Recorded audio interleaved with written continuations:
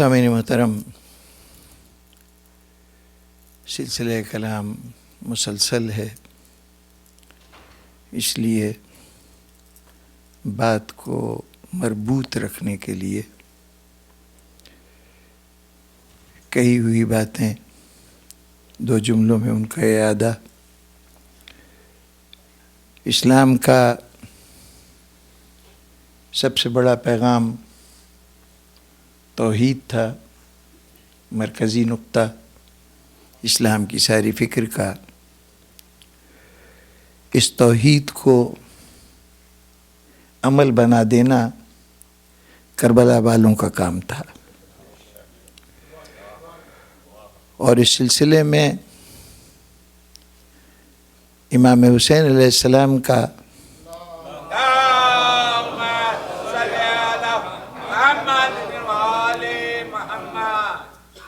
مقصد جو ان کے پیش نظر تھا وہ اس توحیدی معاشرے کا تعارف کرا دینا کہ جس کے اندر انسان انسانوں پر حکومت نہیں کرتا، جس میں بشر کو یہ اختیار نہیں کہ وہ ان دوسرے مخلوق کے لیے خدائی کا دعوے دار بن جائے۔ حاکمیت صرف اللہ کی۔ نتیجتاً ایسے معاشرے میں کسی کو کسی پر کوئی ترجیح حاصل نہیں ہوگی۔ ایسے معاشرے میں مساوات کا دور دورہ ہوگا۔ ایسے معاشرے میں حق کو طاقت سمجھا جائے گا، طاقت کے سامنے سر نہیں جھکایا جائے گا۔ یہ بنیادی اسلامی معاشرہ تھا، لیکن وہ قوتیں جو اسلام کے اس نعرہ توحید کے پہلو سے اختلاف رکھتی تھیں یا جن کو اپنا وجود خطرے میں محسوس ہوتا تھا، انہوں نے تا حد امکان جہاں تک ان سے ممکن ہو سکا انہوں نے اسلام کے اس نظام کو، اس تمدن کو، اس طرز زندگی کو قبول کرنے سے انکار تو کیا ہی تھا، اس کو مٹانے کی کوشش کی۔ لیکن جب اس میں مکمل طور پر ناکام ہو گئے تو اس وقت ان کے لیے کوئی چارہ کار نہیں تھا سوائے اس کے کہ اسلام کے دائرے میں داخل ہو جائیں، اس کے ظاہری علامتوں کو قبول کر لیں، لیکن اس معاشرت کی مخالفت کرتے رہیں جس کو رسول دنیا میں قائم کرنا چاہتے تھے۔ حالات اور اتفاقات نے کم از کم دمشق میں، شام کے مرکز میں ایسے عناصر کو موقع فراہم کر دیا کہ وہاں پر وہ اپنے زمانہ جاہلیت کے تصورات کو عملی شکل پہنا سکیں اور اس معاشرے کو دوبارہ واپس لے آئیں کہ جہاں انسان انسان کا حاکم تھا، جہاں پر طاقت کو حق سمجھا جاتا تھا، اور جہاں پر مختلف قبائل اور نسلوں کے حوالے سے بڑائی کا دعویٰ کیا جاتا تھا۔ جو معاشرہ دمشق میں پروان چڑھ رہا تھا وہ کلیتاً اسلام کے خلاف تھا، لیکن بدقسمتی تھی اس عہد کے مسلمانوں کی کہ اس کے اوپر اسلام کا لیبل لگا دیا گیا تھا۔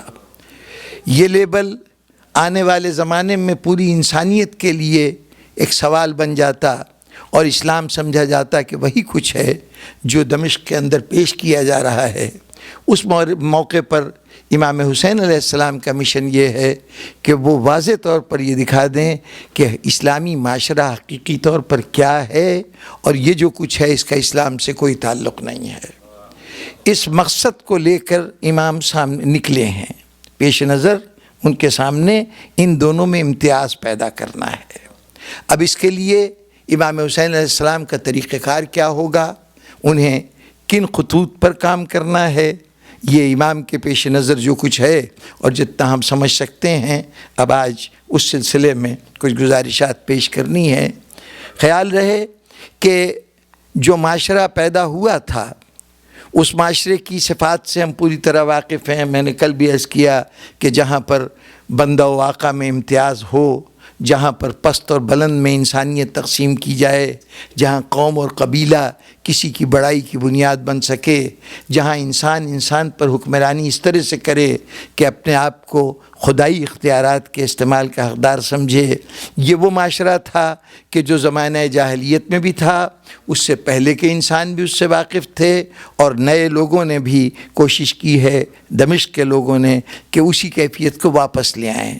اس کے مقابلے میں اسلام نے جس معاشرے کی بنیاد رکھی تھی وہ معاشرہ انسانیت کے لیے اجنبی تھا، اتنا زیادہ انسان اس سے واقف نہیں تھا۔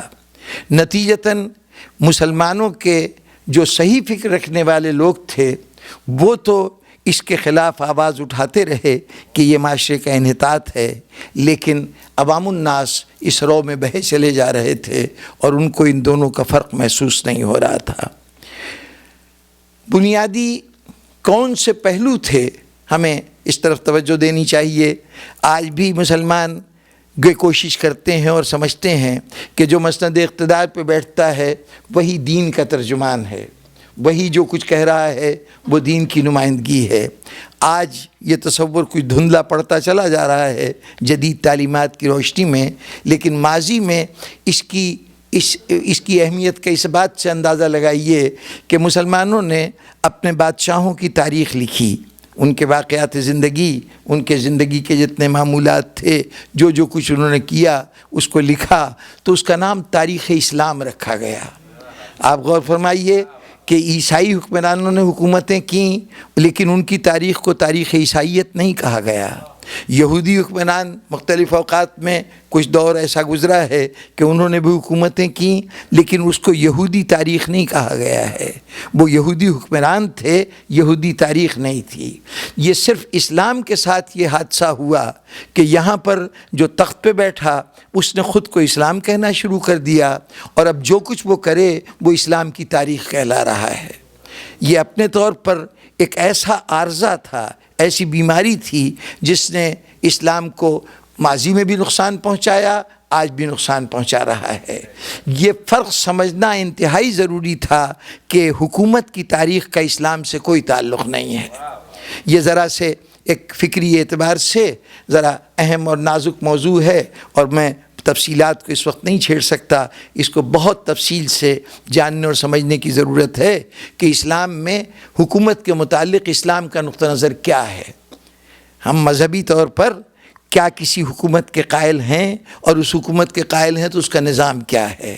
ہمارے یہاں مسلک جعفری میں ہم تو تاریخی طور پر مسند اقتدار سے ہمیشہ دور رہے، ہمارا بہت کم تعلق رہا ہے کہ ہم میں شیعہ حکمران دنیا تخت و تاج تک پہنچے ہوں، تو اس لیے ہماری فکر پر تو حکومت کے اس مسئلے کا اتنا زیادہ اثر نظر نہیں آتا، لیکن ہمارے بھائیوں کے ہاں جن کے ہاں مسلسل تخت کے اوپر لوگ ان کے مسلک کے لوگ بھی بیٹھتے رہے اور وہ اپنا ایک مذہبی تعارف بھی کراتے رہے، ایک سلسلہ تھا کہ اپنے آپ کو امیر المومنین بنا کر، نائب رسول بنا کے دنیا میں پیش کرتے رہے، یعنی اپنے اس حیثیت کو، اس پوزیشن کو مذہبی سینکشن بھی انہوں نے فراہم کر دی تھی۔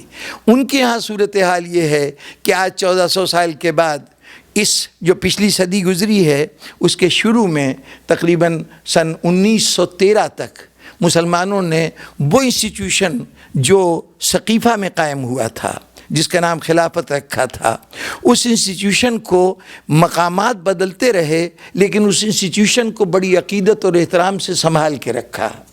وہ خلافت پہلے مدینے سے شروع ہوئی، پھر مدینے سے وہ خلافت دمشق میں منتقل ہوئی، دمشق سے وہ خلافت قاہرہ گئی، قاہرہ سے وہ ترکی میں استنبول اور قسطنطنیہ کے اندر پہنچی، وہاں تک پچھلی صدی کے ابتدا تک وہ خلافت چلتی رہی۔ جتنے مذہبی تقاریب ہوتی تھیں، جمعہ کا خطبہ، نماز جمعہ پڑھی جاتی تھی، تو اب بھی وہ لوگ بزرگ موجود ہوں گے جن کو یاد ہوگا کہ خطبے کے اندر باقاعدہ امیر المومنین کے لیے درود و سلام بھی پڑھا جاتا تھا، اس کے لیے دعا، ان کے لیے طول عمر کی تمنا کی جاتی تھی، خلیفۃ المسلمین کے لیے۔ جب سن 1913 میں اتاترک نے اس خلافت کو ختم کیا تو ایک شدید رد عمل کم از کم بر صغیر کی حد تک ہندوستان پاکستان کی سرزمین میں ایک یہ تحریک شروع ہوئی جس کو خلافت موومنٹ کہتے ہیں۔ مولانا محمد علی جوہر اور شوکت علی دو بھائی خاص طور پر اس خلافت کے لیے اس کو دوبارہ زندہ کرنے کے لیے زور لگاتے رہے۔ آج بھی ہمارے بہت سے سیاستدان ہیں جو احیاء خلافت یعنی خلافت کو دوبارہ زندگی دینا، وہ سمجھتے ہیں اسلام کی نجات اس خلافت میں ہے۔ لیکن بڑی اہم بات ہے کہ آپ خلافت کو یہ سمجھ رہے ہیں کہ یہ دینی نظام ہے۔ آج تک خلیفہ کو امیر المومنین کہتے رہے۔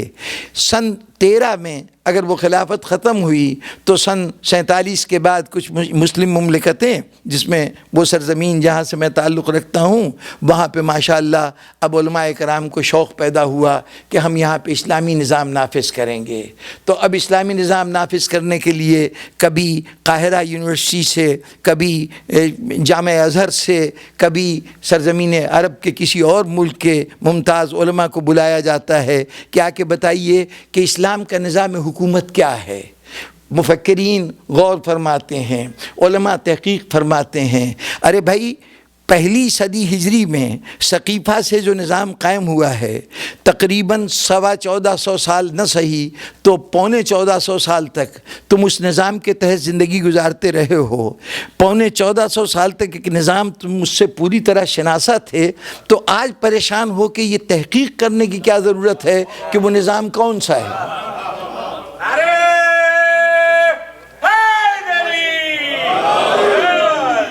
ارے بھائی، وہ جو کچھ بھی تھا وہ وراثت تھی، وہ موروثی سلسلہ تھا، باپ کے بعد بیٹا حکمران بنتا تھا، یا دھوکے سے، فریب سے مسند اقتدار تک جایا جاتا تھا، یا کوئی حکمران اپنے جانشین کے لیے وصیت کر دیتا تھا اور اس طرح وہ حاکم بن جاتا تھا۔ جو بھی طریقہ استعمال ہوتا تھا اس طریقے کو اختیار کر لو، اسلامی نظام حکومت ہو جائے گا۔ لیکن مسلمان آج فکر کر رہا ہے کہ بتائیے وہ طریقہ کیا ہے، نظام حکومت اسلامی کیا ہونا چاہیے، ایک بہت بڑا سوال ہے۔ تو جب نظام حکومت کا سوال اٹھتا ہے تو میں سمجھتا ہوں کہ یہ سوال بتا رہا ہے کہ مسلمان چاہے زبان سے نہ کہے، آج تک یہ ماننے پہ مجبور ہو گیا، اب کم از کم یہ ماننے پہ مجبور ہو گیا کہ آج تک جس نظام کو وہ اسلام سمجھ رہا تھا اس کا اسلام سے تعلق نہیں تھا۔ جس خلافت کو وہ اسلام سمجھ رہا تھا اس سے اس کا کوئی تعلق نہیں تھا۔ بات لمبی ہو جاتی، اب میں کیا عرض کروں۔ یہ ایک ایسا عجیب و غریب پہلو ہے کہ ہمارے اس دور کے لوگوں نے ہمارے متعلق جب کچھ لکھنا چاہا، استاد ابو زہرا مصر کے ایک بہت بڑے عالم ہیں، انہوں نے مسلمان فرقوں کی تاریخ لکھنے کی کوشش کی، یا ان کے کوائف، ان کے عقائد کیا ہیں، تو اس میں تمام مسلمان گروہوں کو، فرقوں کو، مسلکوں کو دو حصوں میں تقسیم کیا۔ ایک گروہ کو انہوں نے کہا کہ صاحب یہ دینی مسلک تھے، یعنی کسی دینی ایشو کے اوپر انہوں نے اپنے الگ 1.5 اینٹ کی مسجد بنائی تھی۔ کچھ گروہوں کو انہوں نے کہا یہ سیاسی مسلک تھے، یہ کوئی سیاسی ایشو تھا جس سے یہ وجود میں آئے، اور چنانچہ آپ کو انہوں نے سب سے پہلا سیاسی گروہ قرار دیا کہ گویا ایک خلافت کا مسئلہ تھا، اس پہ انہوں نے اختلاف کیا اور اس کی بنیاد پر یہ فرقہ وجود میں آیا ہے۔ ہم چونکہ خلافت کے مسئلے پہ وجود میں آئے ان کے کہنے کے مطابق، اس لیے ہم سیاسی گروہ ہیں۔ مجھے اس میں آپ کے اس ارشاد پر کوئی خاص بحث کرنے کی ضرورت نہیں، کم از کم آپ نے جو کچھ کہا ہے اس سے ایک بات تو واضح ہو گئی کہ اگر ہم سیاسی مسئلے کی وجہ سے ایک سیاسی فرقہ ہیں تو سیاسی مسئلہ کون سا ہے؟ خلافت کا مسئلہ۔ اس پر اختلاف کی وجہ سے ہم سیاسی گروہ ہیں۔ تو یہ تو طے ہو گیا کہ اگر ہم سیاسی گروہ ہیں تو جس مسئلے پر ہم الگ ہوئے ہیں وہ مسئلہ سیاسی مسئلہ ہوگا نا۔ پھر خلافت سیاست کا مسئلہ ہے، دین کا مسئلہ نہیں، وہ دین کا مسئلہ نہیں۔ اور جب دین کا مسئلہ نہیں تو کفر اور ایمان کا فیصلہ سیاست کے اختلاف پر نہیں ہوتا، دین کے اختلاف پہ ہوتا ہے۔ کسی کو کافر اس لیے نہیں کہا جا سکتا کہ وہ سیاسی طور پر فلاں پارٹی سے وابستہ ہے یا فلاں جماعت سے اس کا ربط قائم ہے۔ یہ تو خالصتاً اس بنیاد پر فیصلہ ہوگا کہ دین کے کس مسئلے میں وہ اختلاف کرتا ہے۔ تو بہر طور آج تک مسلمان نہیں جان سکا کہ اسلام کا نظام حکومت کیا ہے، تو جو حکومت کرتے رہے وہ نہ جان سکے کہ اسلام کا نظام حکومت کیا ہے، تو پھر ہم کیا بتائیں کہ نظام حکومت کیا ہے۔ ہمیں تو یہ موقع بھی نہیں ملا، ہماری تو یہ باری نہیں آئی۔ حقیقت یہ ہے کہ ایک بات جس کے اوپر مسلمانوں نے بہت ابتدا میں سوچنا چھوڑ دیا تھا، جو مسند پہ بیٹھتا تھا وہ کہتا تھا میں اسلام ہوں، میرا مسند پہ بیٹھنا عین اسلام ہے، جو کچھ میں کہتا ہوں وہ اسلام کی نمائندگی ہے۔ اس بات نے فکر اسلامی کو جامد کر دیا۔ مفکرین اسلام نے غور کرنا چھوڑ ہی دیا کہ حکومت کے متعلق کیا نظریہ ہے اسلام کا، اسلام کس طرح سوچتا ہے۔ اب اس اہم ترین مسئلے کو 2 جملوں میں سلجھانا میرے لیے بہت دشوار ہے، لیکن اگر ایک فوڈ فار تھاٹ کے طور پر ایک بات عرض کر دوں کہ شاید ذہنوں میں رہ جائے، میں سمجھتا ہوں کہ اسلام نے حکومت کو بالکل غیر اہم چیز سمجھا ہے۔ اس کے نزدیک یہ انسان کا بنایا ہوا انسٹیٹیوشن ہے، یہ اللہ کا عطا کردہ انسٹیٹیوشن نہیں ہے۔ حکومت نیچر میں ایگزسٹ نہیں کرتی، یہ حکومت انسان نے کسی مجبوری کے تحت، کسی ضرورت کے تحت اپنے طور پہ بنایا ہے۔ اب انسان نے بنایا ہے، انسان اس کے قاعدے قانون مقرر کرے۔ اللہ نے جو نظام اس کے مقابلے میں دیا ہے وہ نظام یہ حکومت کا نظام نہیں ہے۔ حکومت کے نظام کی بنیادی خصوصیت کیا ہے کہ انسان پر حاکمیت قائم کرتا ہے، انسان کے سامنے خدائی کا دعوے دار ہے، اپنے کو برتر اور دوسرے کو پس سمجھتا ہے، اپنی رعایا کو پس سمجھتا ہے۔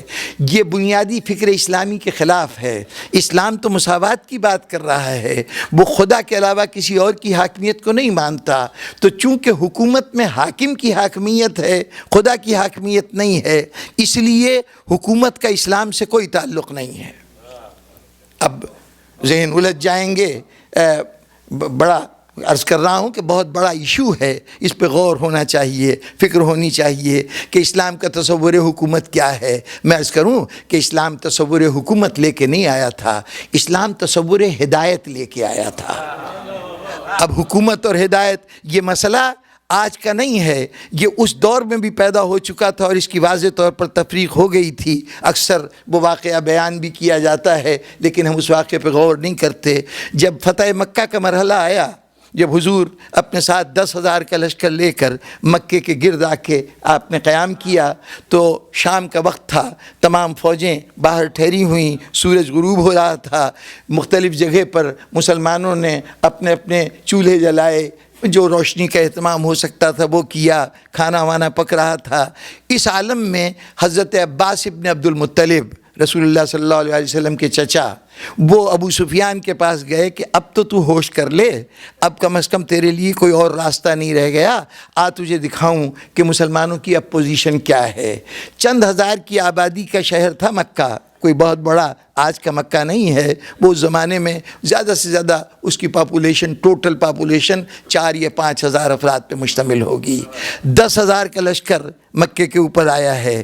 جب مسلمان 313 تھے تو مکے والے ان کا مقابلہ نہیں کر سکے تھے۔ بدر کے اندر، احد میں، خندق کے میدان میں اپنی ساری فورسز کو لے کے کفار آ گئے تھے۔ اس کو جنگ احزاب کہتے ہیں۔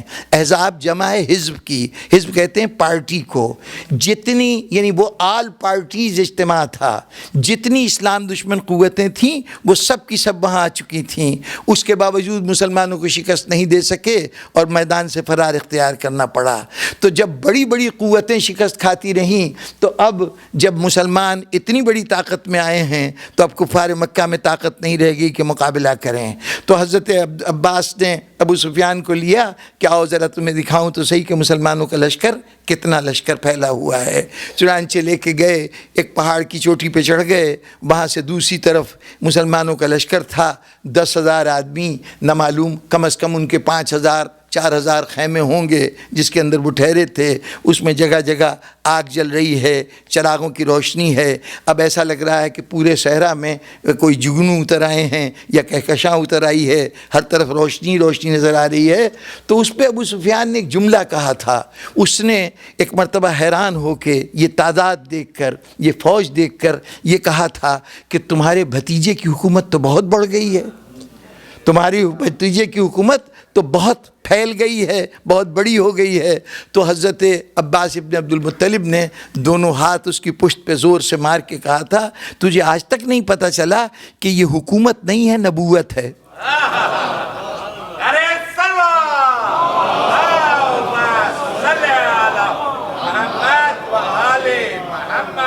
اب یہ جملے میں کیا بات تھی؟ کیا کہہ رہے تھے عباس ابن عبد المطلب؟ یہ حکومت نہیں ہے، نبوت ہے۔ فوجیں ہیں جو حکمران کے ساتھ ہوتی ہیں، فوجوں کے پاس اسلحہ ہے جو حکمران کی فوجوں کے پاس ہوتا ہے۔ بظاہر ان کے اندر دستے بھی ہوں گے، گروہ بندیاں بھی، جس طرح فوجوں کی ترتیب ہوتی ہے وہ سارے عوامل موجود ہیں۔ سب کے سب رسول کے اشارے پر اسی طرح عمل کر رہے ہیں جیسے کسی بادشاہ، کسی حکمران یا کسی جرنیل کے اشارے پہ فوج عمل کرتی ہے۔ پھر یہ نبوت ہے، یہ حکومت نہیں ہے، یہ کیا بات ہے؟ کیا بات کہی جا رہی ہے؟ سامعین گرامی، عرض کیا کہ بڑے تفصیلی موضوع کو چھیڑ بیٹھا، صرف اشارہ ہی اس وقت کر سکتا ہوں۔ بھائی اس کے فرق کو سمجھنا ہے تو یہ سمجھ لیجئے کہ یہاں بھی اطاعت ہو رہی ہے، یہاں بھی پیروی ہو رہی ہے، وہی کچھ حکومتوں میں جو ہوتا ہے، لیکن ایک بنیادی فرق نگاہوں کے سامنے رہے جس صرف ایک پہلو کی طرف توجہ دلا سکتا ہوں۔ صورت احوال یہ ہے کہ ایک بادشاہ، ایک حکمران، ایک صدر، ایک حکومت، کسی پولیٹیکل پارٹی کی حکومت آج کے زمانے میں تو ہم اس حوالے سے جانتے ہیں نا، اب تو خاندانوں اور افراد کی حکومت نہیں رہی۔ اس صورت میں ایک حکومت، ایک پارٹی اس وقت رولنگ پارٹی ہے، اس کی اکثریت ہے، وہ پارلیمنٹ میں جو فیصلہ کرتی ہے وہ قانون ہے، اس کو سارا ملک تسلیم کر رہا ہے۔ وہ پارٹی اتفاق سے، یعنی وقت کے ساتھ ساتھ اپنی کارکردگی کی وجہ سے عوام نے اب اس کو ریجیکٹ کر دیا ہے، اس کی جگہ دوسری پارٹی آ گئی ہے۔ اب جو دوسری پارٹی آئی ہے تو وہ کہہ رہی ہے کہ پچھلے قوانین میں یہ غلطیاں تھیں، پچھلی پالیسیز میں یہ غلطی تھیں، ہم نئی پالیسیز بنائیں گے، ہم نئے قوانین بنائیں گے۔ یعنی جو حکمران ہے قانون اس کا چلے گا، اور جب تک وہ تخت پہ بیٹھا ہے، جب تک وہ صاحب اقتدار ہے، اس وقت تک اس کا حکم چلے گا۔ ایک تو حکم اس ذات کے ساتھ وابستہ ہے جو مسند اقتدار پہ بیٹھا ہے، اور پھر اس حکم کی نوعیت یہ ہے کہ جب تک آپ سرزمین امریکہ پہ ہیں، بہت طویل و عریض مملکت ہوتے ہوئے آپ یہاں پر جہاں بھی جائیں گے اس ملک کے قوانین کی پابندی کریں گے، اس کے مطابق زندگی گزاریں گے۔ لیکن ایک مرتبہ آپ جہاز پہ بیٹھے اور یہاں سے پرواز کرتے ہوئے سرزمین پاکستان پہ پہنچے، سرزمین ہندوستان پہ پہنچے، یہ وہ جگہ ہیں جہاں کبھی برطانوی حکومت رہ چکی ہے، تو برطانوی کالونیز میں جو پرانی کالونیز تھیں ان سب کے اندر جو ٹریفک کے قوانین ہیں اس میں لیفٹ ہینڈ ڈرائیو ہوتا ہے، آپ سڑک کے بائیں طرف چلتے ہیں، یہاں پہ آپ سڑک کے دائیں طرف چلتے ہیں۔ جب تک امریکہ میں ہیں سڑک کے دائیں طرف چلیں گے، یہاں اگر بائیں طرف چلے تو خلاف قانون ہوگا، مجرم ہم ٹھہرائے جائیں گے۔ لیکن جیسے ہی ہم اس کی حدود سے باہر نکلے اس کے قانون ختم ہو گئے، اب اس قانون کی پیروی کرنی ہے جس سرزمین پہ آپ قدم رکھ رہے ہیں، اس کے مطابق آپ کو عمل کرنا ہے۔ گویا حکومتیں ایک تو جغرافیے کے اندر قید ہیں، تاریخ کے اندر قید ہیں کہ جس دور میں حکمران ہے اس وقت اس کا حکم چلے گا، جب وہ نہیں ہوگا تو جو برسر اقتدار ہوگا اس کا حکم چلے گا۔ پھر یہ جغرافیے میں قید ہے کہ جہاں تک بارڈرز ہیں اس میں اس کا قانون چلے گا اور اس سے باہر قانون نہیں چلے گا۔ اب ذرا بتائیے، آپ کا پیغمبر دنیا سے آئے ہوئے، آ کے گزرے ہوئے اس کو 1400 سال گزر گئے، کیا رسول کا قانون آج موجود نہیں ہے؟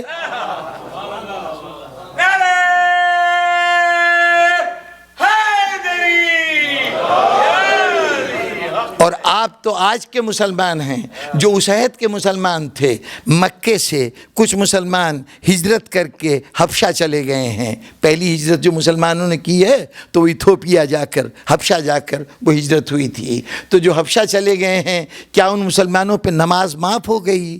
کیا وہ روزہ نہیں رکھیں گے؟ کیا وہ شریعت کے احکامات سے بری ذمہ ہو گئے؟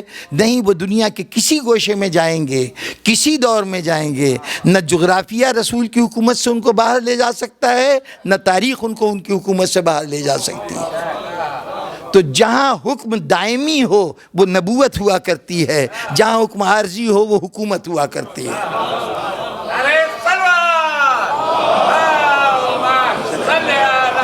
اس کو ذات اٹھائیے محمد و آل محمد صلوات۔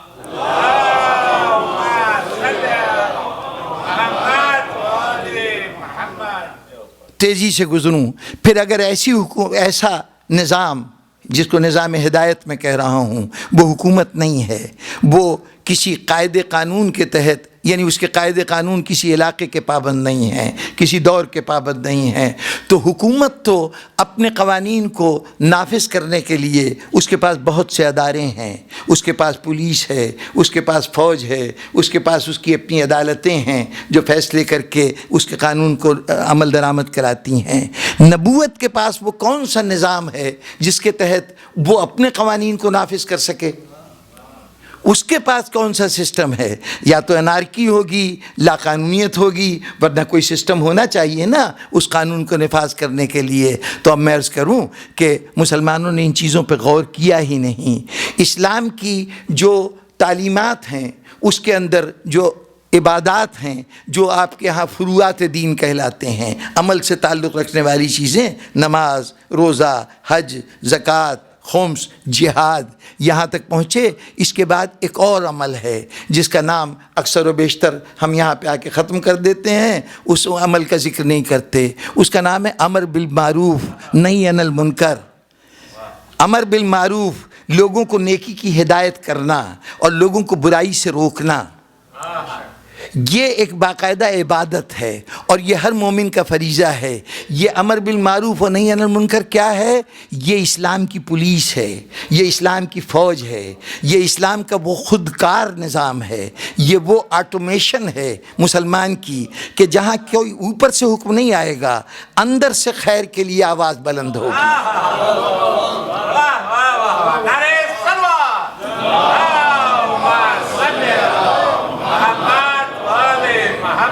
جناب امیر علیہ السلام نے اپنے حیات ظاہری کے آخری لمحات میں شب ضربت کے بعد امام حسن علیہ السلام کو وصیت فرما رہے ہیں۔ اس وصیت میں ایک جملہ فرمایا تھا کہ آپ نے کہا کہ دیکھو، امر بالمعروف اور نہی عن المنکر سے کبھی منہ نہ موڑنا، یہ عمل مسلسل جاری رہے۔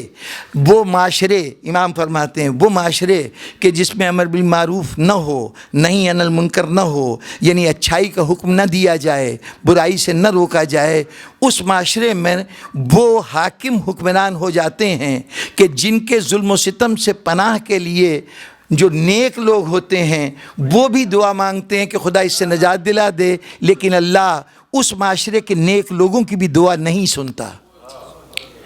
آج اگر غور فرمائیے، کیا آپ لوگ تو ایک ایسے ماحول میں رہ رہے ہیں کہ یہاں آپ کو تجربہ نہیں، ہمیں باقاعدہ اس کا مشاہدہ ہوتا ہے۔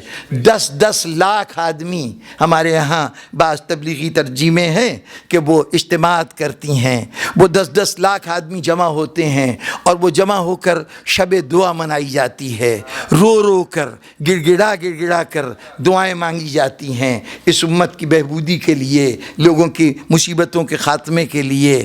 ہمارے یہاں رمضان کا مہینہ آتا ہے تو باقاعدہ بڑے ماہرین ہیں دعا دینے والے کہ خود بھی روتے ہیں، سننے والوں کو بھی رلاتے ہیں، دعا دینا ایک فن بن گیا ہے۔ اتنی شدت سے جس معاشرے میں دعا ہو رہی ہوں، وہ معاشرہ آج تک اپنی چھوٹی سے چھوٹی مصیبت سے بھی نجات نہ پا سکے۔ وہ اللہ کہ جس نے یہی کہا تھا کہ امن یجیب المضطر اذا دعاہ یکشف السوء، وہ کون ہے کہ جو مضطر کی، پریشان حال کی، مصیبت زدہ کی فریاد سنتا ہے اور اس کی مشکل کو آسان کرتا ہے۔ وعدہ اس کا یہ ہے۔ رسول سے خطاب ہو رہا ہے، اے رسول کہہ دو کہ اللہ ان سے بہت قریب ہے، جب بندہ ان کو آواز دیتا ہے تو اللہ اس کے جواب میں اس کی آواز کو سنتا بھی ہے اور اس کے مسئلے کو حل بھی کرتا ہے۔ کیا یہ وعدے نعوذ باللہ صرف ہمارا دل بہلانے کے لیے تھے؟ کیا اللہ اب کسی زمانے میں دعا سنتا تھا اور اب اس نے رواج بدل دیا ہے؟ نہیں، سنت الہی بدلہ نہیں کرتی۔ در حقیقت ہم میں وہ بنیادی خرابی موجود ہے کہ جس کی موجودگی میں دعا قبول نہیں ہوتی۔ جناب امیر نے دعائے کمیل میں اور باتوں کے ساتھ ساتھ ایک یہ دعا کا بھی تذکرہ کیا ہے کہ پروردگارہ ان خرابیوں سے، ان برائیوں سے، ان گناہوں سے مجھے بچا لے جو تیری رحمت کو ہم سے دور کر دیتی ہیں اور دعاؤں کی قبولیت کی صلاحیت ختم کر دیتی ہیں۔ تو وہ کون سی خرابی ہے؟ علی بن ابی طالب اس کا نشاندہی کر چکے ہیں کہ اگر امر بالمعروف اور نہی عن المنکر ختم ہو گیا تو پھر اس سوسائٹی کو یہ امید نہیں رکھنی چاہیے کہ وہ رات بھر دعائیں مانگے گا تب بھی سنی جائیں گی۔ نہیں، اگر اس اصول پر عمل کر رہا ہے معاشرہ، امر بالمعروف و نہی عن المنکر پر، تو پھر یہ گویا اسلامی معاشرہ ہے۔ اب یہ امر بالمعروف و نہی عن المنکر کیسے ہوگا؟ کیا عرض کروں کہ ایک مقام ایسا ہے کہ جہاں تفصیلات کی ضرورت ہے، وضاحتوں کی ضرورت ہے، لیکن آپ کی سماعتوں پر پوری طرح بھروسہ کرتے ہوئے میں قدم کو آگے بڑھاتا ہوں۔ یہ امر بالمعروف و نہی عن المنکر کیسے ہوگا؟ کیا ہر شخص کھڑا ہو جائے اور ایک لاٹھی ہاتھ میں پکڑ لے، درہ پکڑ لے اور پورے معاشرے سے کہنا شروع کر دے میں جو کہہ رہا ہوں ویسا کرو؟ جی نہیں، تشدد کا مرحلہ اس امر بالمعروف سے کوئی تعلق نہیں رکھتا۔ پہلی منزل یہ ہے کہ پہلی یوں کہیے سیڑھی جس پہ چڑھنا پڑے گا امر بالمعروف کے لیے، وہ سیڑھی ہے علم کی سیڑھی، جہاں وہ جانتا ہو کہ خیر کیا ہے، شر کیا ہے۔ بغیر علم یہ منزل طے نہیں ہو سکتی۔ ہر آدمی اپنے خواہشات کے تابع ہو کر، اپنے ومزیکل آئیڈیاز کی بنیاد پر کسی کو کہے کہ یہ اچھا ہے یہ کرو، یہ برا ہے یہ نہ کرو، نہیں، اسلام اس کی بالکل اجازت نہیں دیتا۔ پہلے اس مقام پہ آؤ کہ تم پہچان سکو کہ خیر کیا ہے، شر کیا ہے۔ اور خیال رہے یہ مقام چھوٹا مقام نہیں ہے، یہ وہ مقام ہے جس مقام پہ انسانیت کو پہنچانے کے لیے انبیاء دنیا میں آتے رہے ہیں۔ نبی آپ کو ٹھیک کرنے نہیں آیا، نبی معاشرے کو اس کی برائیوں کو ختم کرنے نہیں آیا۔ اگر نبی ختم کرنے کے لیے آتا ہوتا تو آج جب تمام انبیاء آ کے چلے گئے، 1,24,000 پیغمبر آ کے ختم ہو گیا سلسلہ، اب نبی نہیں آئے گا، تو پھر اگر معاشرے میں برائی موجود ہے تو یا تو خدا کا نظام ناکام ہو گیا۔ اگر نبی اس مقصد کے لیے بھیجا گیا تھا کہ وہ برائیاں دور کر دے تو برائیاں تو دور نہیں ہوئیں، تو پھر اس کا مطلب ہے کہ اللہ ناکام ہو گیا، اس کا پورا بنایا ہوا سسٹم جو اس نے برائی کو دور کرنے کے لیے کیا تھا وہ فیل ہو چکا ہے، وہ کامیاب نہیں ہے۔ اگر یہ بات نہیں ہے، اور یقیناً خدا ناکام ہو ہی نہیں سکتا، وہ خدا ہی نہیں جس کے ساتھ ناکامی کو نسبت دی جا سکے، تو پھر کیا بات ہے؟ بات اتنی سی ہے کہ ہم نے غلط چیز، غلط کام ایٹریبیوٹ کیا ہے، نبی کے سپرد کیا ہے کہ نبی برائیاں دور کرنے آیا ہے۔ نبی برائیاں دور کرنے نہیں آیا، برائی دور کرنا ہر فرد کا ذاتی ذمہ داری ہے۔ برائی کو دور کرنا میری ذمہ داری ہے، آپ کی ذمہ داری ہے۔ ہر فرد اپنی ذات سے برائی دور کرنے کا خود ذمہ دار ہے۔ انسان کو جو اختیار دیا گیا ہے، دیا ہی اس لیے گیا ہے کہ تم اپنے اندر سے برائیوں کو دور کرو اور بھلائیوں کو اختیار کرو۔ لیکن مسئلہ یہ ہے کہ یہ برائی کو دور کرتے ہوئے انسان کی فطرت میں بھی اللہ نے یہ بات ڈال دی کہ وہ خیر کو پسند کرتا ہے۔ یہ نہیں، وہ بھی نعرہ بالکل غلط ہے کہ انسان خیر و شر کا مجموعہ ہے، انسان بھلائی اور برائی کا پتلا ہے، دونوں چیزوں کو ملا کے بنایا گیا ہے۔ اگر بھلائی اور برائی دونوں کا آمیزہ ہوتا انسان، دونوں کی کمبینیشن ہوتا، تو پھر اللہ کو حق نہیں پہنچتا تھا کہ وہ انسان سے یہ کہے کہ وما خلقت الجن والانس الا لیعبدون، ہم نے جن و انس کو صرف اور صرف اس لیے پیدا کیا ہے کہ وہ میری اطاعت کریں، میری عبادت کریں۔ جب صرف اور صرف عبادت کے لیے پیدا کیا گیا ہے تو پھر ہمارے اندر صرف اور صرف عبادت کی صلاحیت ہونی چاہیے، بغاوت کی صلاحیت نہیں ہونی چاہیے۔ اس نے ہمیں خیر محض کے طور پہ پیدا کیا ہے۔ اب اگر کیا عرض کروں، ایک مقام ایسا ہے کہ الجھنے چھوڑ جائے گا، اس کی وضاحت درکار ہو جاتی ہے۔ انسان کو اللہ نے بنایا ہے خیر کے طور پر۔ اب انسان خود اس خیر کے ساتھ اپنے طور پر اگر بے ترتیبی اختیار کرے، بمختصر لفظوں میں یہی کہہ سکتا ہوں کہ وہ خیر کا بنایا گیا ہے، خیر کے لیے، اس کے اندر بنیادی صلاحیت خیر ہے، اس میں شر بالکل نہیں ہے، ہو ہی نہیں سکتی تھی، اس لیے کہ کائنات کا خالق خدا ہے۔ کیا خدا میں شر ہے؟ خدا خیر محض ہے، وہ از ابتدا تا انتہا، وہاں نہ ابتدا ہے نہ انتہا ہے، بس ایک اپنے سمجھنے کے لیے لفظ استعمال کر رہا ہوں کہ وہ از ابتدا تا انتہا، یعنی جتنا ہم تصور کر سکتے ہیں وہ صرف خیر ہے۔ اب ایک مصور تصویر بنانے بیٹھا ہے، اس کے پاس کچھ رنگ ہیں، ان تصویروں میں وہ وہی رنگ بھر سکتا ہے جو اس کے پاس موجود ہیں، وہ رنگ نہیں بھر سکتا جو اس کے پاس ہے ہی نہیں۔ خدا کے پاس شر ہے ہی نہیں، وہ جس کو بنائے گا اس میں شر کہاں سے آئے گا؟ غالباً کسی اور مرحلے پر اسی مجمع کے سامنے کہی ہوئی بات ہے، لیکن دہرا دوں کہ یہ شر کہیں باہر سے نہیں آتا، شر سرے سے کوئی وجود نہیں رکھتا۔ بس سرسری طور پہ ذکر کروں، یہ شر بنیادی طور پر اس کو سمجھنے کے لیے اتنی سی بات واضح رہے۔ یہ ہاتھ میں میرے گھڑی ہے، اس میں جتنے پرزے ہیں اس لیے دیے گئے ہیں کہ یہ پرزے یہ بتائیں کہ اس وقت کیا ہے۔ اسی لیے ہے نا، اس پرزے کو میں نے اس گھڑی کو کھول لیا، مجھے کچھ نہیں معلوم کہ کون سا پرزہ کیا کام کرتا ہے۔ اب جوڑ کھولنے کے بعد یاد نہیں رہا کہ کون سا پرزہ کہاں لگا ہوا تھا، میں نے اس کو دوبارہ جوڑنا شروع کیا۔ پرزے وہی سب موجود ہیں، وہی سب موجود ہیں، لیکن اب وقت نہیں مل رہا ہے، اب سرے سے وہ وقت ہی نہیں دے رہی ہے گھڑی۔ اب میں پریشان ہوں، کوئی چیز بدلی نہیں، سب کچھ وہی ہے، وہی چیز کہ جو اس کو صحیح وقت دینے کے لیے بنائی گئی تھی۔ اب وہ صحیح وقت نہیں دے رہا تو ہوا کیا ہے؟ بات صرف اتنی سی ہوئی ہے، میں نے اس کی ترتیب بدل دی ہے، اس کو اس جگہ نہیں رکھا جس جگہ اس کو رکھا جانا چاہیے تھا۔ بس اللہ نے جو کچھ آپ کو دیا ہے وہ سب خیر ہے، یہ خوشی خیر ہے، غم خیر ہے۔ وہ نعرے غلط ہیں کہ غصہ حرام ہے، اگر غصہ اللہ نے دیا ہے تو غصہ بھی خیر ہے، نفرت بھی خیر ہے، محبت بھی خیر ہے، جو کچھ بھی آپ کی فطرت میں ہے سب خیر ہے۔ بس مسئلہ یہ ہے کہ فطرت میں دیے ہوئے اس عطیے کو کہاں استعمال کرنا چاہیے، کہاں نہیں کرنا چاہیے۔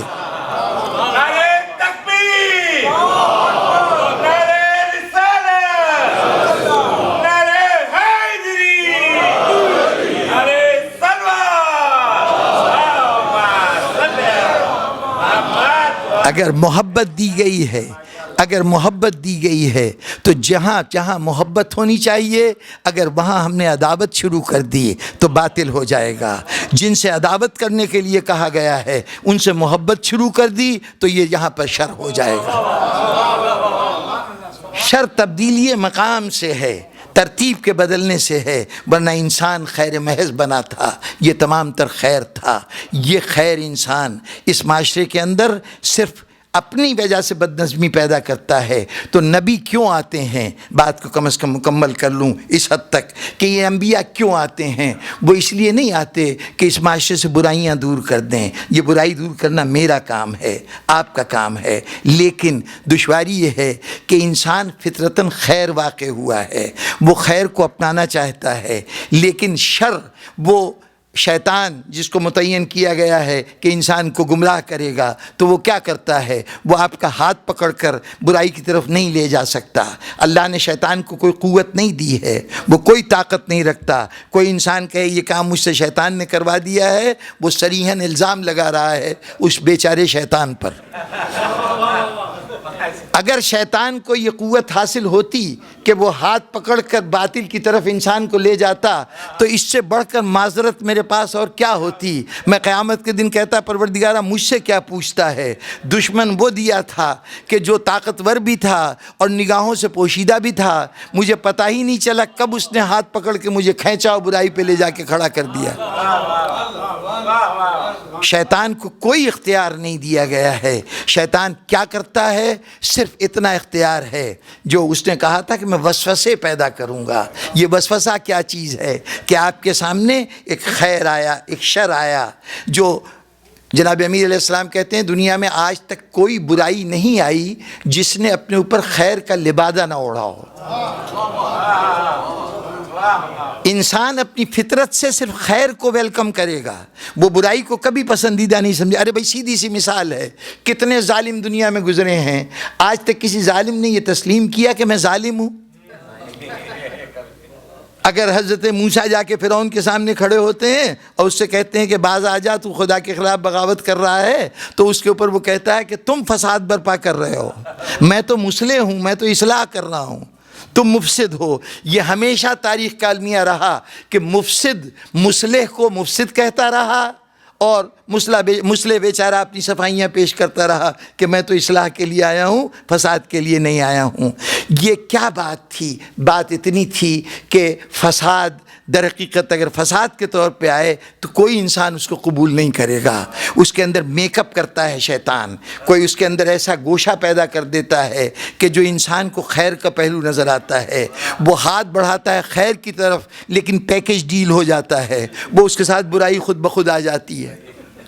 اصل مسئلہ خیر کی طرف بڑھنا ہے، تو انسان خیر کی طرف جانا چاہتا ہے، لیکن ہوتا یہ ہے نبی آیا، اس نے آ کے بتایا دیکھو یہ خیر ہے، یہ شر ہے، یہ صحیح ہے، یہ غلط ہے۔ نبی دنیا سے رخصت ہو گیا، اب خیر و شر کا امتیاز رفتہ رفتہ مختلف چیونٹی کی چال سے، حضور کی حدیث ہے کہ تم میں کفر یوں داخل ہوگا جیسے چیونٹی کی چال ہوتی ہے، آہستہ آہستہ آہستہ آہستہ۔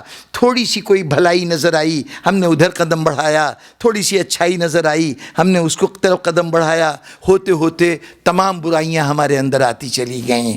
اب جب خیر و شر کا معیار پہچان ختم ہو جائے تو اب انسان گمراہ ہو گیا۔ اس لیے نہیں کہ وہ شر کو اپنا رہا ہے، اس لیے کہ وہ شر کی پہچان بھول چکا ہے۔ تو یہ انبیاء جو دنیا میں آتے ہیں صرف انسان کو یہ بتانے کے لیے کہ آؤ تم بھول گئے تھے، آؤ ہم بتاتے ہیں خیر کیا ہے، شر کیا ہے۔ وہ خیر و شر کی پہچان بتانے کے لیے آتے ہیں، وہ خیر و شر کے راستے پہ چلانے نہیں آتے۔ چلنا میرا کام ہے، آپ کا کام ہے، یہ ان کا کام صرف اس خیر و شر کی پہچان بتانا ہے۔ اور آج کی حد تک اتنی ہی گفتگو کافی ہے، لیکن نتیجہ کم از کم اس گفتگو سے بھی جو نتیجہ نکلتا ہے وہ عرض کر دوں کہ ذرا اتنا غور فرما لیجئے کہ کربلا کا کارنامہ کیا ہے۔ کربلا کا کارنامہ کیا ہے؟ کل میں نے اشارہ کیا تھا کہ عہد رسالت میں گروہ مسلمان میں وہ جماعت شامل ہے جس کو منافق کہتے ہیں۔ سورہ منافقون بتا رہی ہے نا کہ کچھ لوگ ہیں جو منافق ہیں، لیکن وہ منافق ہی کیا جو پہچانا جائے؟ منافق کے فن کا تو کمال یہ ہے کہ وہ پتہ نہ چلنے دے کہ وہ مومن ہے کہ نہیں ہے جی۔ اور اس سے بڑا منافق کون ہوگا کہ جو مومن ہی نہیں امیر المومنین نظر آنا شروع ہو جائے۔ کامیاب ترین منافق تو وہ ہوگا کہ مومن کہیں کہ جناب یہ ہمارا امیر ہے، ہمارا قائد ہے، ایک بہروپیہ ہے، اس نے میک اپ کیا ہوا ہے اپنے اوپر مومن ہونے کا، تو اس کے میک اپ کی تو خوبی اسی میں ہے نا کہ اس کی اصل کو ظاہر نہ ہونے دیا جائے۔ تو اب مسلم معاشرے میں سورہ منافقون کہہ رہی ہے کہ منافق موجود ہیں، ہمیں نہیں معلوم 1 تھے 2 تھے 3 تھے 10 تھے، تعداد ہمیں نہیں معلوم، لیکن تھے منافق، انکار نہیں ہو سکتا۔ لیکن اس کے باوجود مسلمان کیا کرے، نہیں پہچانتا کہ ان میں مومن کون ہے، منافق کون ہے۔ اس لیے وہ ان سب کا احترام کرتا ہے۔ 2-3 منافقین کی خاطر وہ سب کو مومن تو سب کو منافق تو نہیں کہہ سکتا، تو ان کی خاطر وہ مجبوراً سب کو مومن مان لیتا ہے۔ دور امیر المومنین ہے، دونوں مصروف جنگ ہیں، آپس میں ایک دوسرے کے مقابلے میں ہیں، لیکن صورتحال یہ ہے ادھر بھی رشتہ داریوں کا دعویٰ ہے، ادھر بھی رشتہ داریاں ہیں، ادھر بھی کچھ حدیثیں ان کے فضائل میں ہیں، ادھر بھی کچھ حدیثیں کہا جاتا ہے کہ ان کے فضائل میں ہیں، ادھر بھی قرآن کی کچھ آیتیں نازل ہوئی ہیں، ادھر بھی کہا جا رہا ہے کہ ہماری شان میں یہ قرآن کی آیتیں نازل ہوئی ہیں۔ اب مسلمان حیران پریشان کھڑا ہوا ہے کہ ان میں سے حق کون ہے، باطل کون ہے۔ ارشاد رسول اب کون یاد کرے؟ اسی کے حوالے ادھر بھی دیے جا رہے ہیں، ادھر بھی دیے جا رہے ہیں، چنانچہ بیچارہ مجبور ہے، اس کو بھی محترم سمجھ رہا ہے، اس کو بھی محترم سمجھ رہا ہے۔ امام حسن کا دور آیا، ہم نے دیکھا کہ وہاں صورتحال یہ ہے کہ ایک ہی نشست ہے، دونوں کے سامنے ایک کاغذ رکھا ہے، وہ بھی دستخط کر رہے ہیں، یہ بھی دستخط کر رہے ہیں۔ اب دونوں بظاہر پیرلل ہیں نا، ایک دوسرے کے آمنے سامنے ہیں۔ مسلمان نہیں طے کر سکتا کہ ان میں سے ان کو محترم مانے یا ان کو محترم مانے، اس نے کہا ہم دونوں کو محترم مان لیتے ہیں۔ اس کی واضح علامت یہ ہے کہ مسلمانوں نے اپنے احترام کے اظہار کے لیے ایک لفظ رکھا، رضی اللہ تعالی۔ یہ اس بات کا اظہار تھا کہ یہ محترم ہے، قابل تعظیم ہے۔ اب چونکہ عہد رسالت میں نہیں جانتا کہ مومن کون ہے، منافق کون ہے، اس لیے مومن بھی رضی اللہ، منافق بھی رضی اللہ۔ دور علی میں نہیں جانتا کہ مومن کون ہے، منافق کون ہے، اس لیے قاتل بھی رضی اللہ اور مقتول بھی رضی اللہ۔ امام حسن کے زمانے میں نہیں جانتا کہ کون حق پہ ہے کون باطل پہ ہے، اس لیے امام حسن بھی رضی اللہ اور ان کے ساتھ جو معاہدہ صلح کر رہا ہے وہ بھی رضی اللہ۔ چنانچہ مسلمان ابھی تک پہچانتا نہیں حق کیا ہے اور باطل کیا ہے۔ اب دیکھیے حسین کا کارنامہ، اسی لیے اٹھے تھے نا کہ اسلام کا صحیح تعارف کرا دیں۔ اسلام حسین سے پہلے منافق بھی رضی اللہ، مومن بھی رضی اللہ، قاتل بھی رضی اللہ، مقتول بھی رضی اللہ، صلح کا ایک فریق بھی رضی اللہ، دوسرا فریق بھی رضی اللہ۔ کربلا میں حسین نے کہا اب تک تو پہچان نہیں تھی، بھٹکتے رہے، اب قیامت تک کے لیے فیصلہ ہو جائے، یا حسین رضی اللہ یا یزید رضی اللہ۔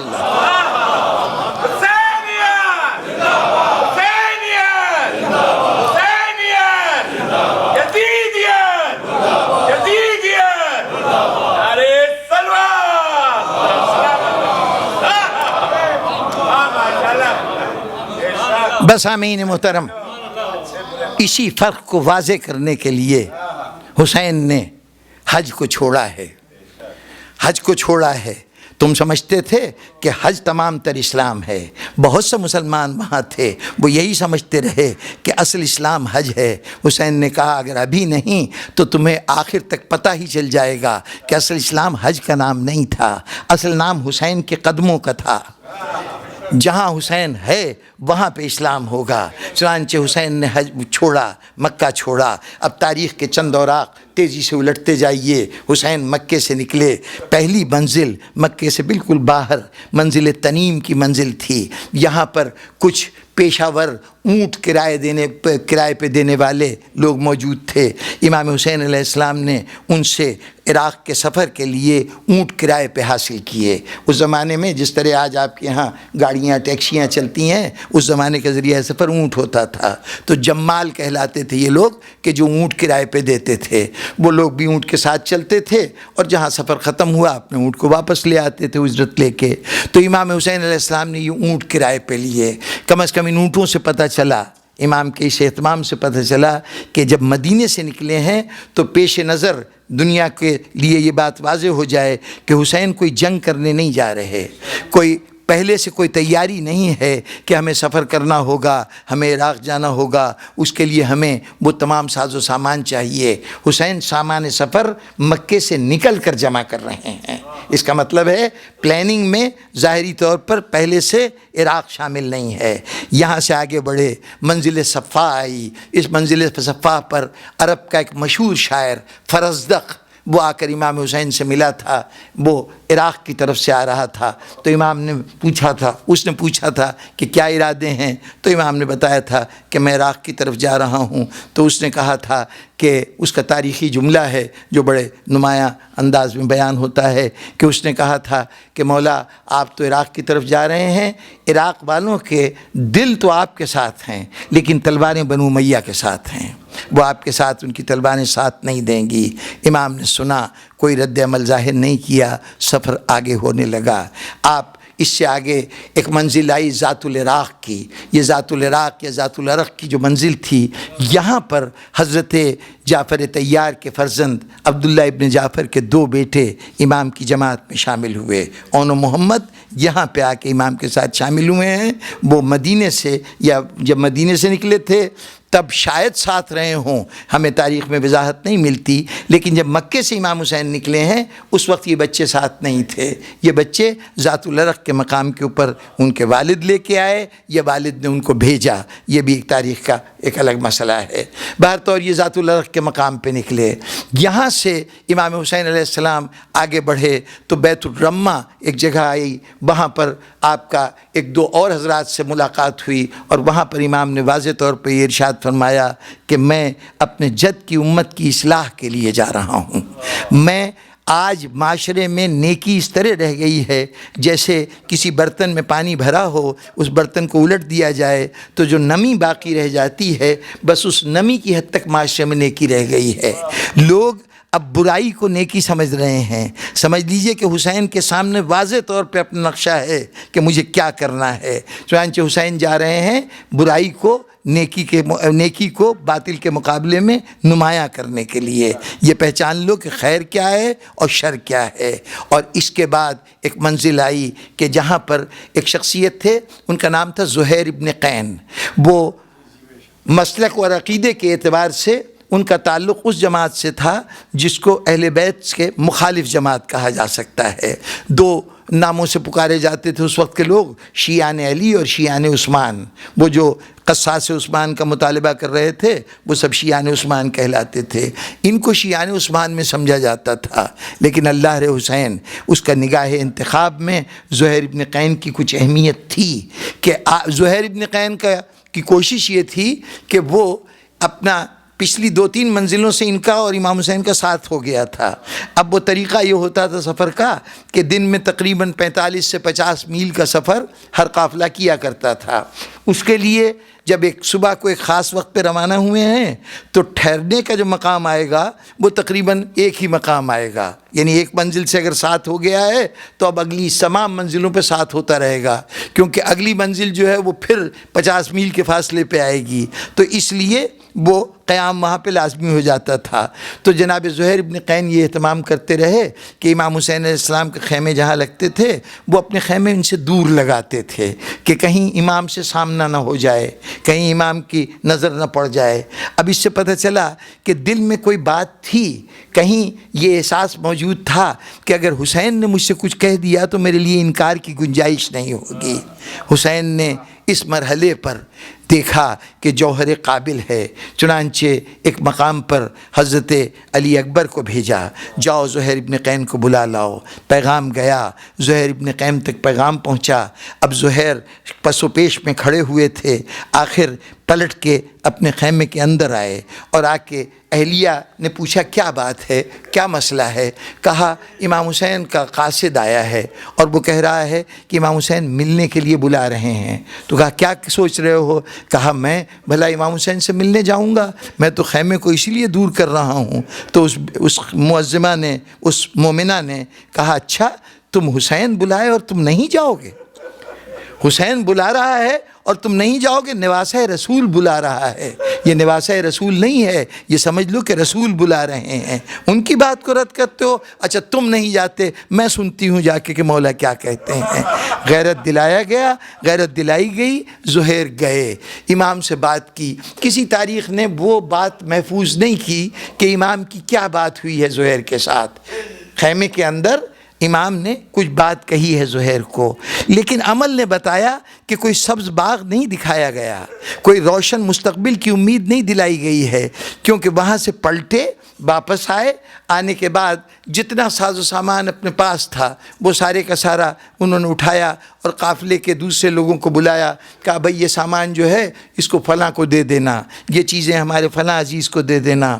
اور اس کے بعد اپنی بیگم کا ہاتھ پکڑا، کہا کہ میں یہ تمہارے حوالے کرتا ہوں، اس کو ان کے بھائیوں میں پہنچا دینا، اس کے میکے میں پہنچا دینا۔ ایک مرتبہ بیگم پریشان ہوئی، کیا بات ہے، کیا کر رہے ہو؟ کہا میں ایک ایسی منزل پہ جا رہا ہوں جہاں سے واپس نہیں آؤں گا، واپس نہیں آؤں گا، میں امام حسین کے ساتھ جا رہا ہوں۔ بھئی اتنا سننا تھا کہ امام حسین کے ساتھ جا رہے ہیں تو وہ مومنہ ایک مرتبہ جلال میں آ گئی، کہا یہ تو اچھا انصاف نہیں ہے، میں نے اصرار کیا تھا تب تم گئے تھے حسین کے پاس، اب صورتحال یہ ہے کہ حسین جنت دینے جا رہے ہیں تو تم حسین کے پاس جا رہے ہو اور مجھے میرے میکے میں بھیج رہے ہو۔ جہاں زینب ام کلثوم ہوں گی وہاں میں بھی ساتھ رہوں گی، مجھے بھی ساتھ لے چلو۔ چنانچہ یہ میاں بیوی یہ آ کے لشکر حسینی میں شامل ہو گئے۔ اور پھر زہیر ابن قین بعد میں ان کی جرأت و ہمت کے بھی واقعات ہیں اور ان کے قربانی کی بھی بڑی داستان ہیں۔ بہرطور یہ منزل گزری۔ اس کے بعد ایک منزل آئی، منزل زبالہ۔ یہ منزل بڑی اہمیت کی حامل ہے اور بس یہیں پہ آ کے میری گفتگو ختم۔ منزل زبالہ پہ پہنچے تو یہاں پر کوفے سے آتے ہوئے 2 افراد ملے امام حسین السلام کے قافلے کو۔ امام نے 2 آدمی بھیجے، ان 2 آدمیوں نے دیکھا کہ حسین کا قافلہ آ رہا ہے تو راستہ چھوڑ کے انہوں نے دوسری سمت اختیار کر لی، کوشش کی کہ امام کے ساتھ سامنا نہ ہو سکے۔ امام نے 2 آدمی بھیجے کہ ان کو پکڑو اور ان سے پوچھو کہ کوفے کے کیا حالات ہیں۔ وہ گئے اور خبر لے کے آئے اور اس کے بعد آ کہنے لگے کہ مولا جو خبر آئی ہے تو کہیے تو اگر ذرا سے الگ ہو کے ہم سنا دیں آپ کو۔ امام نے ارد گرد دیکھا، اپنے جانثار اصحاب تھے یا اعزا تھے۔ امام نے کہا کہ ان سے کوئی پردہ نہیں ہے، یہ کوئی غیر نہیں ہے، جو کچھ بتانا ہے سب کے سامنے بتاؤ۔ بس جو گیا تھا امام کا آدمی پوچھنے کے لیے، اس نے بات کرنے سے پہلے اپنے سر سے اپنا عمامہ اتار کے زمین پہ پھینک دیا۔ کہا مولا وہ جو دونوں ملے تھے نا، انہوں نے بتایا کہ حضرت مسلم مارے گئے، حضرت مسلم کے میزبان ہانی ابن عروہ مارے گئے، آپ نے قاصد بھیجا تھا راستے سے مسر ابن قیس سیداوی، وہ بھی مارے گئے، سب کے سب قتل ہو گئے۔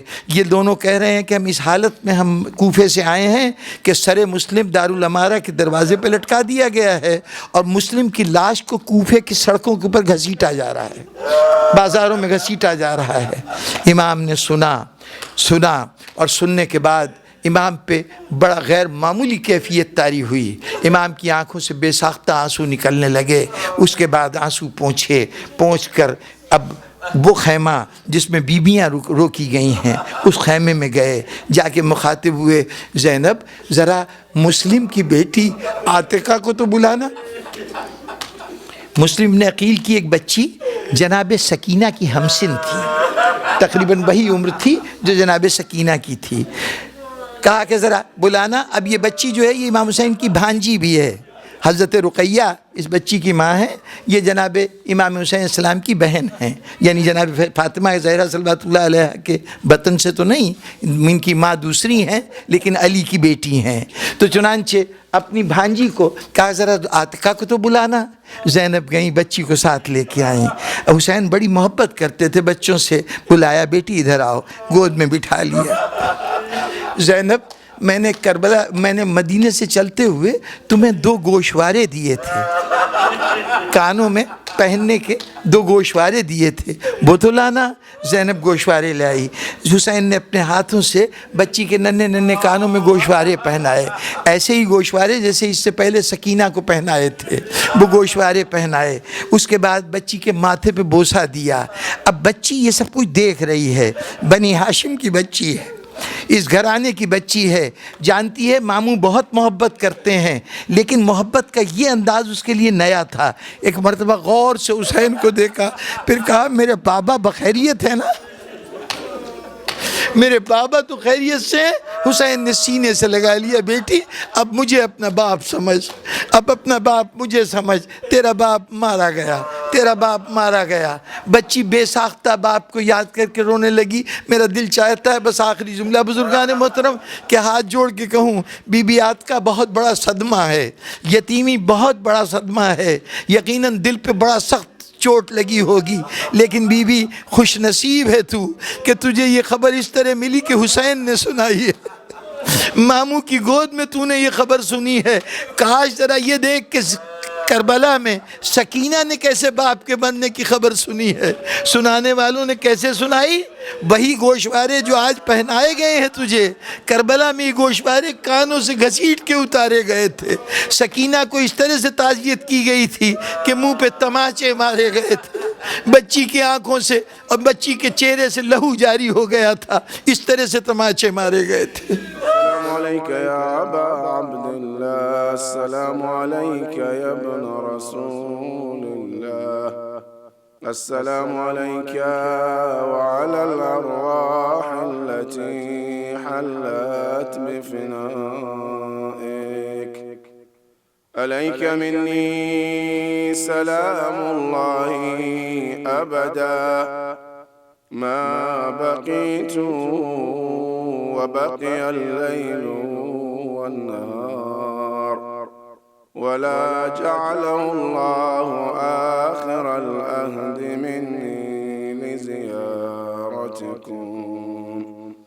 السلام على الحسين وعلى علي بن الحسين وعلى أولاد الحسين وعلى أصحاب الحسين جميعا ورحمة الله وبركاته.